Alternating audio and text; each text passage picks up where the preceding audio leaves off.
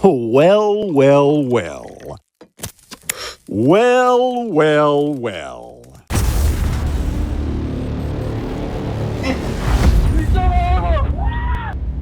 Hey there, friends. Welcome back to another Legally Armed America video. I'm, of course, Paul Glasgow here, the one and only truth pimp dealing you a vulgar display of logic and reason on a daily basis. Wow. The hits just keep coming from that crew, right? That whole crowd. The gender pretenders, the confused folks. And nobody wants to say that there's a problem, but we keep giving them medicine. But it's not a problem. Before I get too deep into this, because y'all gonna learn something today. We got facts upon facts upon facts. First thing I want to say, and I don't do this enough, and I apologize for this, is thank y'all for watching. Thank you guys for always tuning in to watch the videos. Thank you for all the comments, because you guys talk a lot in the comment section. I love the conversations in there. I appreciate you guys sharing the videos, of course, liking the videos. All that matters to try to overwhelm the algorithm, because YouTube clearly doesn't like these videos. This one's probably going to get taken down today because there's so much truth in it. Somebody's going to get their feelings hurt and they're going to hit me for hate speech, even though every single slide and number that I share with you today is backed up factually. Doesn't matter though. They still get mad. So I appreciate you guys taking your time to watch my videos all the time. And without you guys watching them, I wouldn't make them, because there would be no point in making them. I just sit in my own little room by myself and talk to myself. But I get to talk to you guys, and thank you for that. So you guys obviously have heard by now of the Rhode Island shooting yesterday at the hockey rink. Cut right to it. Gender pretender. A grown-ass man pretending to be a woman shot his ex-wife. She left him for that reason. No other reason. For that reason of pretending that he was a woman is why his wife left him. Shot his wife and 2 kids. I think at this point, 2 of them are dead. One of them is still clinging to life. Technically, that wasn't a mass shooting. That was a domestic shooting. Even though it happened in a public space, other than a random shot not hitting its intended target, no one else was in any real danger. Again, I understand what's beyond your target, but he wasn't there to shoot anyone else except those people. Not saying it's okay. Very, very sad. It's a different category that goes in. Again, if you're worried about trying to fix these types of shootings, you have to determine what the root cause is. And this guy was not trying to go randomly shoot as many people as possible. It would have been a lot worse if that was his intentions. It wasn't. Again, not saying good or bad. I'm saying different. And we have to acknowledge that, or we're getting no closer to fixing any of this and resolving any of these issues of these shootings, whether in public, at home, or wherever. But this person was clearly confused. Now, a quick side note, I noticed in the headings, a lot of the headlines out there from a bunch of the different publications online and whatnot, sounds like we have a new euphemism for gender pretenders, or whatever choice word you want to call them. Because we certainly don't want to call them that in the public. We don't want to offend anybody, even in death, right? Even we saw it with the British Columbia shooting. Oh yeah, we got to honor this murderer's wishes by calling them what they wanted to be called. Not here, that doesn't happen, but I did see a new euphemism that apparently the media is going to start using. This was a New York Times heading. 2 killed in shooting at high school hockey game in Rhode Island. At a later news conference on Monday night, Chief Gonsalves said the shooter was born in 1969 and went by 2 different names. So now, instead of saying it's a gender pretender or a gender confused or whichever accurate term it would be, now we're going to say they went by 2 different names. That will be the secret, super secret handshake name. Whenever we want to refer to these people, we're just going to say they went by 2 different names so that we don't offend anybody. Let's make sure we at least don't offend in death, right? Now, something that I have to talk about, and I want to address it because you guys are thinking the same thing, and you're 100% right. You keep seeing these same types of shootings by these gender pretenders, and I know in your mind you're thinking just like me, boy, it seems like that's happening a lot lately. But as soon as you go look for the numbers, everyone tells you, including every single AI model out there, oh, well, they're no more prevalent than they were before. That's a lie, guys. Remember, somebody is programming AI to think a certain way. AI doesn't have common sense. Hasn't developed that yet. AI can't think critically. AI takes whatever information and it will tell you that is an absolute fact, even when it's not. They are more prevalent. When you look at what percentage of the general population in the United States that these people make up, it's far less than 1%. Far less. Yet they are well into the higher percentage numbers of these shootings. Now, quick side note also, you can't go by the bogus databases like the Gun Violence Archive, because if you do that, what I just said is not going to be verified because they put gang shootings in there. Remember in my book, Damn Liars, I talked about this. In 2024, the Gun Violence Archive claimed that there were over 600 mass shootings. There were 8. In the whole year, there were 8 because they put all the gang shootings in there. If it's a birthday party, a shootout on a bad dope deal, they call that a mass shooting. It's not. It's a lie. It's a lie. So if you break it down by the true, quote, mass shootings, I call them rampage killings, then you will see that these gender pretenders are overwhelming the numbers. They are well overrepresented, especially per capita, in these types of shootings. So it is an absolute fact. My point to you is you will notice that I will be moving slides of all the verified accounts out there of this happening with these gender confused people. I'm not going to call them out by name because you've seen it all. I'm just refreshing your memory as we discuss. So again, you'll see random pop-ups of the different cases out there that are verified that these people were screwballs. And there's more out there. It's just that in some of these more left-leaning places, the DAs and everybody else are classifying them totally different and leaving out key pieces, just like I said, born using 2 different names. They're doing stuff like that, so technically it doesn't pop up on a radar saying that's a gender pretender. But I want to show you what real research looks like. I want to show you when somebody like me actually cares about other humans losing their lives and other humans who have a mental condition that people are celebrating, not trying to get them help. I want to show you what is backing all that up and why this really is an epidemic. It may be on a small scale because they don't represent a high percentage of the population, but it's a very large percentage of their population that's in danger, and you're going to see that. First of all, they're medicated. Studies consistently show higher rates of psychotropic medication use among transgender people compared to the general population. This will make you laugh. In spite of them saying it's not a mental health issue, the prescribing of this medication is often linked to elevated rates of mental health conditions. But this isn't a mental health condition. We just give anybody medicine. In fact, key findings showed that out of 10,000 transgender patients, about 58% had at least one psychiatric diagnosis. 31% had major depressive disorder, and 12 had generalized anxiety disorder. A Swedish study pointed out that transgender individuals were 3.4 to 3.9 times more likely to receive prescriptions for antidepressants and anxiolytics. That's versus the general population of, let's just call them, normal people. That's massive.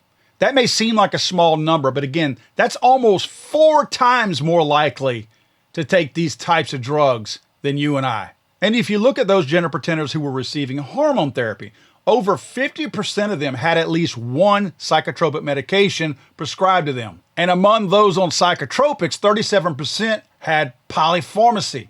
And another U.S. clinic found that 48.5% of transgenders reported using psychotropic medications at their initial visit. So they were already on these medications in most cases. And again, if you look at the fine print, most commonly, what? SSRIs, right? That's the bad stuff. That's the black box warning stuff. And another one, transgenders were twice as high as their siblings to receive these types of psychotropic medications. So the point here is that it's not genetic, so don't blame it on mom and dad, at least not from a genetic standpoint. Now you're probably thinking, oh, it's medication. Doctor wouldn't prescribe something that's bad for me. Did you just wake up? Were you born yesterday? I've been talking about this for probably about 6, 7, 8 years now. You ever heard of an FDA black box warning?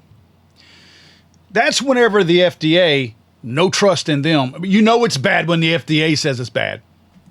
That's when the FDA says, Your medication is so bad from a side effect standpoint and what it does to the human body and the human brain that we need to put a warning label on there telling people what it could do to them.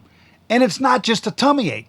All antidepressants carry an FDA black box warning for increased risk of suicidal thoughts and behaviors in children, adolescents, and young adults up to age 24 during initial treatment phases. And remember, I've covered this before also, the human brain is not fully developed until 26 years old. So we're prescribing all of these medications to younger people while their brains are being developed, and these drugs are rewiring their brains during the development phase of that brain. Antidepressant warnings include suicidal thoughts and behavior, particularly in children, adolescents, and young adults. Again, that brain forming, mania and activation. That's a big one.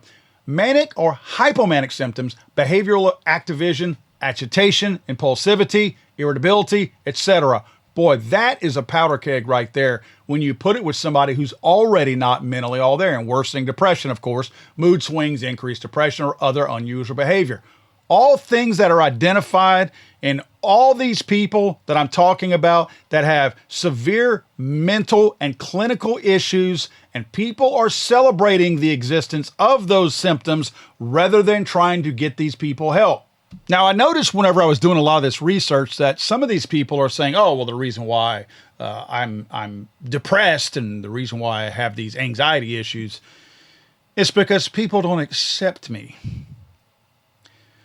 Because there's a threat I might get beaten up or something bad happen to me because of who I am. You know, if you research the violence against these gender pretending people, you know what you don't find? You don't find cases of people like me or cases of people like you putting any harm on these people. You thought it was us, right? I mean, they imply that it's us. They act like, oh, well, I'm taking all these depressive medications, black box warnings. I'm doing all this because I feel threatened by the normies out there. Guess what? It ain't the normies. It's their own people beating and unaliving them. Intimate partner violence. You heard of it? They call it IPV. IPV in the LGBTQ ABCDLFG community includes physical violence, sexual violence, stalking, and psychological aggression by a current or former partner. This is a person they have a relationship with. Unless there's something about you that I don't know about, that's not you they're talking about. It's their own people doing this to them. They gaslight us acting like we're the reason why they're so screwed up. It's never been us.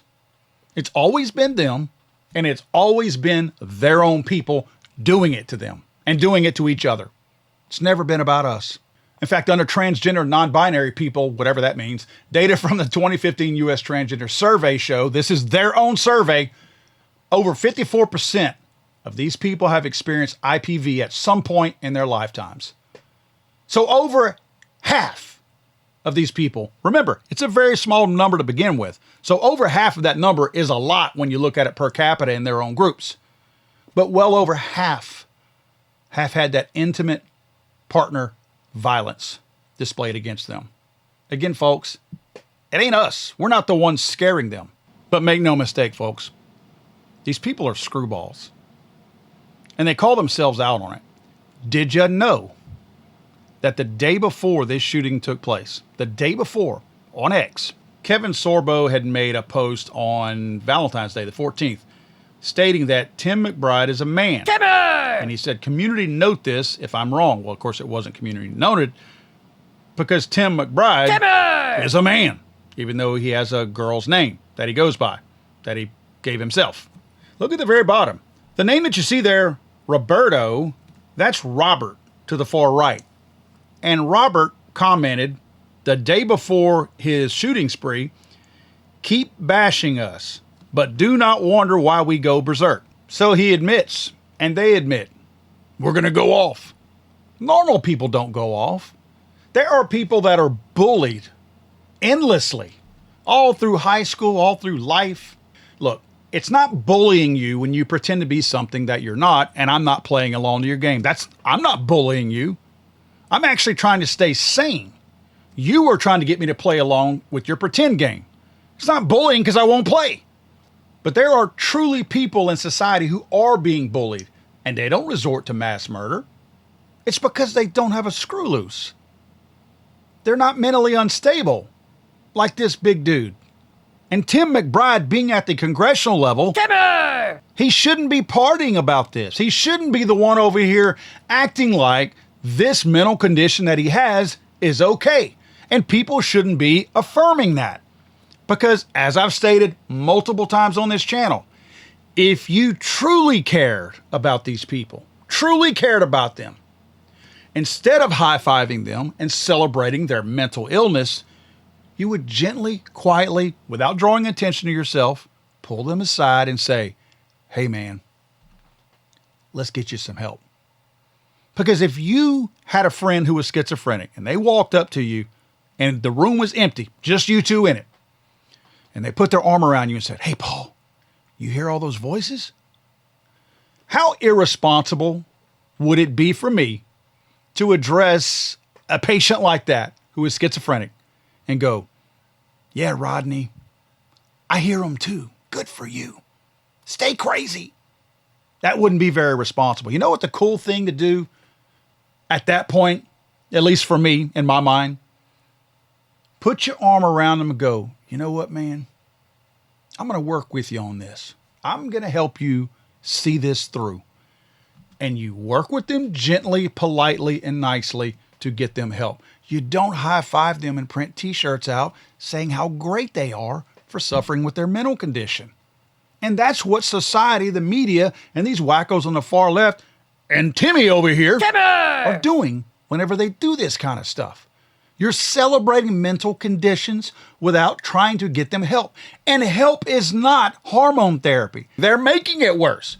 But you don't give them the tools to make things even worse. Most people that go through all this hormone therapy, they get on additional and more drugs because they get even more whacked out mentally whenever they try to go through this full transition period. It's a horrible cycle of events. And I can't be the only one calling this out.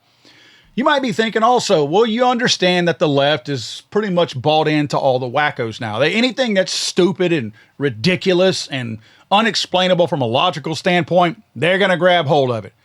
But you might be thinking, why are other people taking part in this? I'll tell you why. Money. The market specifically for sex reassignment hormone therapy was estimated at $1.73 to $1.8 billion between 2024 and 2025. It's estimated by 2034 to be well over $2.5 billion. And it doesn't stop there. These are all the reasons you see why it's growing. It's going to continue to grow because there's a lot of money to be made, tons of it. And it's not just the gender reassignment surgeries either. That's a big part of the market, obviously, as you saw. But there are the little things, the things that you probably don't see or hear about that are racking up a lot of money from insurance and everywhere else. We're talking about mental health visits, hospital stays, hormone prescriptions. There is a ton of money out there, literally $8 billion annually for these doctors and these medical facilities to pocket by reinforcing this mental illness with these kinds of people. Friends, the point of this video is that I'm tired of people trying to gaslight me and act like what I actually see is not happening. I don't need you to tell me, oh, well, just because it happened again, that it's not a problem. You know what? I know that it's a problem. I don't need to see your made up statistics. I don't need to see that, oh, well, there's this many white guys that did this. Oh, there's this many there were 600 mass shootings. No, there wasn't. You don't need to make up more lies to try to push your own lies. I can see these things with my own eyes. I have seen them just like you guys have. These people, the media, and all these wackadoodles are lying to you. We are right about what we're seeing. We have recognized a trend, and this is a very deadly trend, and no one is doing anything about it. I don't know how many times I have to state, when you celebrate a mental illness, it will not go away. And you know what the real sad thing is? I'm going to leave you guys with this. I've said this before. How do we not know, especially when it's mostly younger people? How do we not know that whenever these people come out to tell you that they don't feel right, a guy in a girl's body, it just doesn't feel right. I feel like I'm somebody else in the wrong body, whichever. How do we not know that that's not their cry for help? I mean, at the age that most of these gender pretenders are, it's usually between 15 and 20 years old. At that age, these people have had so little life experience, especially today. Most of us my age have had, by the time you're 20, you had a lot of life experience. These 20-year-olds now have barely seen the outside of their own house by the time they're 20 years old. No life experience to speak of. So the fact that they have had no life experience, plus their social skills are so horrible these days because of all these devices and whatnot. They don't know how to interact with people. They don't know how to talk to people. So just maybe when they tell you, I know I'm a guy because I got the Franks and Beans down there, but I have a feeling I'm in the wrong body. Maybe that's their way because they don't know how to properly communicate by telling you this, I need help. I don't know how to ask for it. I just need some help. Will you help me? And then in turn, you look at them and go, yay, where can I buy the t-shirt? That's not right. You're refusing these people help. They may be thinking after you do that, well, that was me trying to ask for help and yay me. I guess I got to go with it now. Folks, we're doing an injustice to these people who are probably trying to ask you for help. And instead, we're pushing them off the cliff. Friends, if you liked the video, please hit that like button. Make sure you are subscribed to Legally Armed America and comment down below. Where am I wrong about this? How did I get this wrong? Is this just a figment of my imagination? Once again, folks, thank you so much for watching. And as always, stay armed, be dangerous, and God bless America.